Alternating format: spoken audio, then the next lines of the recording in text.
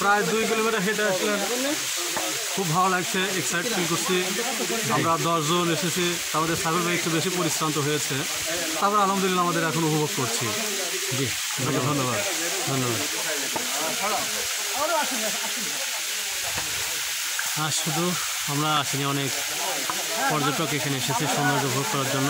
অনেক সুন্দর একটা জায়গা, অনেক মজা জায়গা। কেমন লাগছে? অনেক ভালো লাগতেছে। এখানে আসার আগে বুঝতে পারি না এত সুন্দর হবে জায়গাটা, আসলে জি অনেক সুন্দর লাগছে জায়গাটা। ধন্যবাদ।